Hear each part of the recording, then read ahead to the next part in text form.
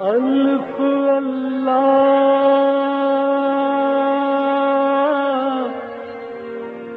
چمبے دی بوٹی میرے من وچ مرشد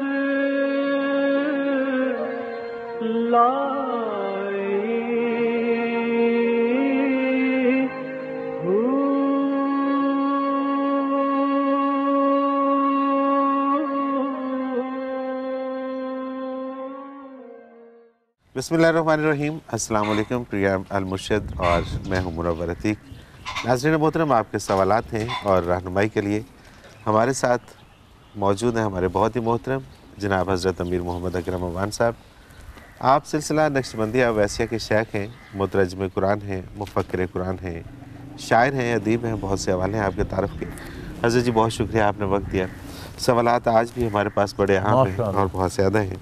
پہلا سوال عائشہ خان لاہور سے، یہ کہتی ہیں کہ حضرت جی بہت شرمندگی کے ساتھ یہ سوال کر رہی ہوں، مجھے بہت خواہش ہے میری کہ میں فناف شیخ ہو جاؤں، تو اس کے لیے مجھے کیا کرنا ہوگا اور اس کے لیے میری رہنمائی کیجیے اور دعا بھی کیجیے۔ الحمدللہ رب العالمین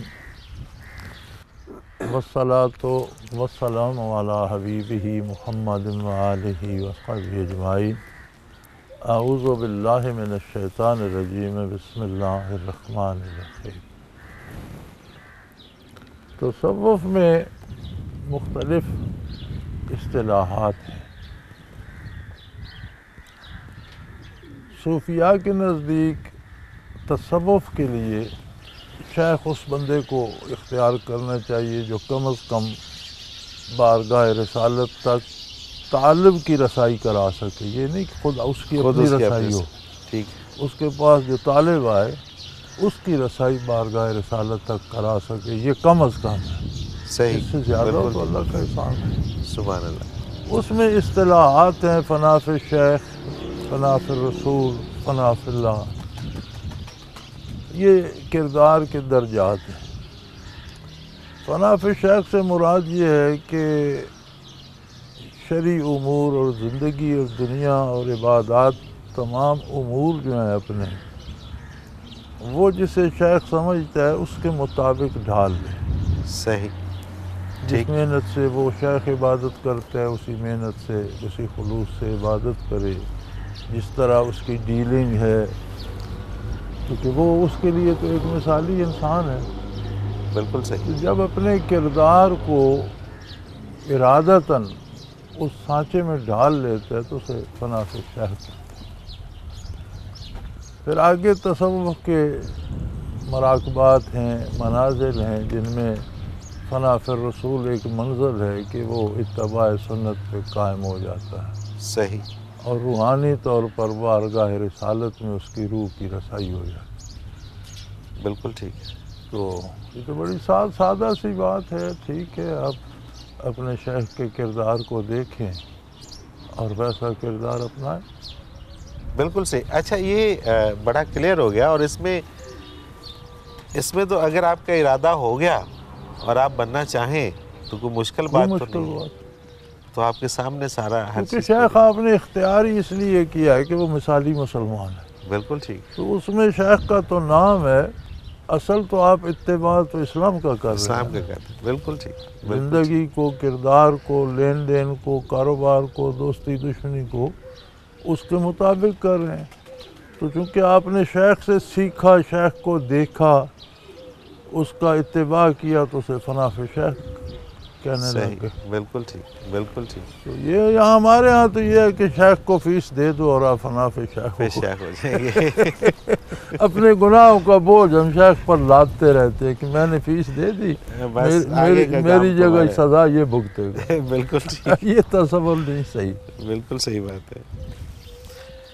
یہ عائشہ خان کا ہی دوسرا سوال ہے۔ یہ کہتے ہیں سورہ آل عمران کی 48 نمبر آیہ کریمہ میں ہے کہ ان کو کتاب اور حکمت کی تعلیم فرمائیں گے اور تورات اور انجیل کی۔ یہ حضرت عیسیٰ علیہ السلام سے متعلق فرمایا گیا ہے۔ یہاں کتاب سے کیا مراد ہے؟ تورات اور انجیل الگ الگ اس میں بیان کی گئی ہیں۔ تورات پہلے نازل ہوئی تھی، انجیل عیسیٰ علیہ السلام پر نازل ہوئی۔ کتاب سے مراد اللہ کی کتاب ہی ہے، اس میں تورات بھی شامل ہے، انجیل بھی شامل ہے۔ ٹھیک ہے۔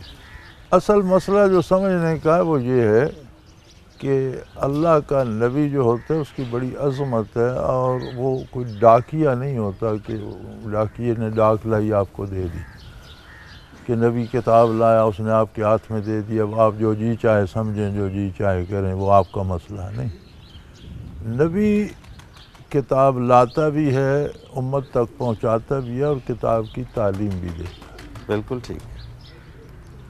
اور حکمت کہا گیا ہے کتاب کی جو شرح نبی فرماتا ہے، جو معنی نبی متعین کرتا ہے، وہ حکمت ہے۔ صحیح۔ ہمارے ہاں یہ اتنے فرقے کیوں ہیں؟ ہر فرقے نے قرآن اٹھایا ہوا ہے۔ مسلمانوں کے جتنے فرقے ہیں وہ خود کو قرآن سے ثابت کرتے ہیں۔ بالکل ایسے ہی ہے۔ اگر اس کو اس شرط سے مشروط کر دیا جائے، ضروری ہے جو کہ اس آیت کا معنی حضور نے حدیث میں کیا فرمایا، صحابہ کرام نے کیا سمجھا، پھر انہوں نے حضور کے سامنے عمل کیا، حضور نے تصدیق فرمائی کہ یہی مراد تھی۔ اگر ہم اپنی عقل اور صرف و نحو کی طاقت سے سمجھنے کی بجائے اس انداز سے سمجھیں تو سبحان اللہ، پھر کر رہے تھے، پھر تو مسئلہ باقی رہ ہی کو نہیں جاتا، پھر تو جھگڑا ہی کو نہیں ہے، فرقے ختم ہو جاتے، بالکل ٹھیک بات ہے، بالکل سارے ٹھیک۔ مسلمان ہو جاتے۔ اصول میں تو اختلاف نہیں رہتا۔ جہاں تک فروعات کی بات ہے، فروعات میں اختلاف جو ہے وہ نبی کریم صلی اللہ علیہ وسلم کا ارشاد ہے کہ وہ رحمت ہے، کہ ایک بات کے دو تین پہلو ہیں، تو کسی نے ایک پر عمل کر لیا، کسی نے دوسرے پر کر لیا، کسی نے تیسرے پر کر لیا، تو ہر پہلو سے اس پر عمل ہو رہا ہے۔ مثلا اصول ہے کہ جب آپ نماز شروع کریں تکبیر کہیں، یہ اصول ہے۔ ٹھیک ہے۔ اللہ اکبر سے شروع کریں گے، کانوں تک ہاتھ بھی اٹھائیں گے۔ اب حنفیہ کے نزدیک یہ ایک دفعہ کافی ہے۔ ٹھیک ہے۔ دوسرے حضرات جو ہیں یا اہل حدیث حضرات جو ہیں وہ کہتے ہیں نہیں، ہر تکبیر پر ہاتھ اٹھانے چاہیے۔ یہ اب اس کی فرع ہوگی، یہ آگے تشریح ہوگی۔ ٹھیک ہے، بالکل ٹھیک۔ اب حضور سے یہ بھی ثابت ہے کہ آپ نے ہر تکبیر میں بھی ہاتھ اٹھایا، یہ بھی ثابت ہے کہ صرف پہلی تکبیر۔ اب حنفی کہتے ہیں کہ آپ صلی اللہ علیہ وسلم کا جو آخری عمل تھا وہ یہ تھا کہ آپ صرف تکبیر اولیٰ پہ ہاتھ اٹھاتے تھے، لہذا آخری عمل زیادہ عظیم ہے، ٹھیک ہے، تو اس پر عمل کرنا چاہیے۔ غلط ان کو بھی نہیں کہتے، ان کو بھی نہیں کہتے، بالکل ٹھیک ہے، غلط وہ بھی نہیں ہے۔ یعنی فروعات میں ترجیح کا اختلاف ہے کہ میں جو کر رہا ہوں یہ زیادہ بہتر ہے، جو آپ کر رہے ہیں ٹھیک ہے وہ صحیح، بالکل ٹھیک۔ تو پھر اختلاف تو ہے، پھر یہ فرقہ بندی اور یہ کیوں اتنے وہ یہ فسادات؟ فرقہ بندی اس لیے ہے کہ ہم قرآن کا ترجمہ اپنے علم کے زور سے اور اپنی صرف و نحو کے زور سے اور اپنی عربی دانی کے زور سے مفہوم متعین کرتے ہیں۔ صحیح۔ حالانکہ حق یہ ہے کہ آپ کا منصب جلیلہ ہے لِتُبَيِّنَ لِلنَّاسِ مَا نُزِّلَ إِلَيْهِمْ، آپ کا منصب ہے کہ لوگوں کو یہ بات بھی بتائیں کہ جو نازل ہوا ہے اس کا مفہوم کیا ہے۔ سبحان اللہ، سبحان اللہ، بالکل یہ ذمہ داری ہے نبوت کی۔ صحیح۔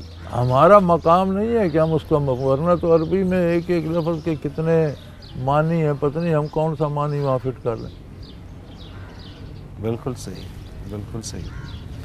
تو یہ جو اپنی دانش مندی اس میں جھاڑتے ہیں، نہیں، اس سے یہ جو اس سے تورات اور فرق انجیل پڑتا ہے۔ دونوں کا ذکر اس لیے کر دیا اللہ نے کہ دو چیزیں ہیں، ایک ہے خبر، ایک ہے حکم۔ ٹھیک ہے، کتاب میں دو چیزیں ہوتی ہیں، اوامر و نواہی، احکام، اور خبر، اللہ ایک ہے، قیامت ہوگی، فرشتوں کا وجود ہے، جنت دوزخ ہے، یہ اللہ کی کتاب ہے، یہ ساری خبر ہے۔ صحیح، بالکل ٹھیک۔ خبر ہمیشہ ایک درست ہوتی ہے، اگر اس کے خلاف دوسری آئے تو یا پہلی غلط ہوگی یا دوسری غلط ہوگی۔ ٹھیک ہے، بالکل اس لیے جو صحیفے آدم علیہ السلام پر نازل ہوئے، جو وہی نازل ہوئی، وہاں سے لے کر آپ صلی اللہ علیہ وسلم تک جتنی کتابیں، جتنے صحیفے آئے، ان میں خبر واحد ہے۔ صحیح، ایک ہی بات کو سب نے دہرایا، اللہ واحد ہے، نبوت ہے، کتاب ہے، آخرت ہے، قیامت ہے، حساب کتاب ہے، سبحان اللہ، سبحان اللہ، قبر کا حساب کتاب ہوگا، انسان ٹھیک۔ مکلف ہے۔ یہ جو ہے نا عقائد سارے یہ خبر میں آتے ہیں۔ صحیح، تو خبر صحیح، ایک ہی ہے، اگر تبدیل ہو تو پھر تو خبر غلط ہوگی، یا پہلی غلط ہے یا دوسری یا غلط۔ دوسری غلط ہے۔ اب رہے احکام، احکام ہر عہد کے اپنے ہیں، لوگوں کی استعداد کے مطابق اللہ کی مرضی، اس نے لوگوں کے لیے آسانیاں پیدا کی، جیسے لوگوں کے پاس اس دور میں وسائل تھے، جو عبادت کا طریق و آسانی سے اللہ نے وہ فرض کر دی، بالکل ٹھیک، کچھ چیزیں حلال کر دیں، کچھ حرام کر دیں، جو ان کی جس میں سہولت تھی۔ صحیح، صحیح، اب جو چیزیں آدم علیہ السلام کے زمانے میں حلال تھیں، شاید آج وہ حلال ہوں تو وہ ہمیں میسر بھی آئیں کہ نہیں، پتہ نہیں اس دور کے لوگ کیا کھاتے تھے، کیسے کھاتے تھے، کیسے کماتے کہ نہیں۔ بالکل ٹھیک، بالکل ٹھیک، تو احکام ہر عہد کے اپنے ہیں، اپنے ہیں، لیکن خبر واحد ہے، بالکل ٹھیک، بنیاد عقیدہ ہوتا ہے۔ عقیدہ ہوتا ہے، تو عقیدہ ساری کتابوں میں ایک ہی ہے، لہذا پہلی کتابوں جب اپنی کتاب کی نبی تعلیم دیتے ہیں تو پہلی کتابوں کی تعلیم اس میں آ جاتی ہے، چونکہ عقیدہ اس میں بھی وہی ہے، صحیح، بالکل ٹھیک، اس لیے پہلی کتابوں کا بھی ذکر کر دیا۔ بالکل صحیح، کتنا واضح ہو گیا ہے اور یہ سمجھنا کتنا آسان ہو گیا ہے۔ الحمدللہ۔ حضرت جی مجھے ایک بریک پہ جانا ہے۔ ناظرین محترم، اگر آپ بھی اس پروگرام میں اپنے سوال کے ذریعے شامل ہونا چاہیں تو اسکرین پہ ہمارا نمبر موجود ہے، آپ نوٹ فرما لیجئے 0333455021، اور اسی طرح سے ہمیں آپ ای میل کر سکتے ہیں، ای میل ایڈریس بھی اسکرین پہ موجود ہے، questions@almurshid.tv، اس پہ آپ ہمیں ای میل کریں یا SMS کریں ہمارے نمبر پر، ہم آپ کا سوال اس پروگرام میں شامل کریں گے اور حضرت جی سے رہنمائی لیں گے۔ ایک مختصر کمرشل بریک، اس کے بعد حاضر ہوتے ہیں، ہمارے ساتھ رہیے گا۔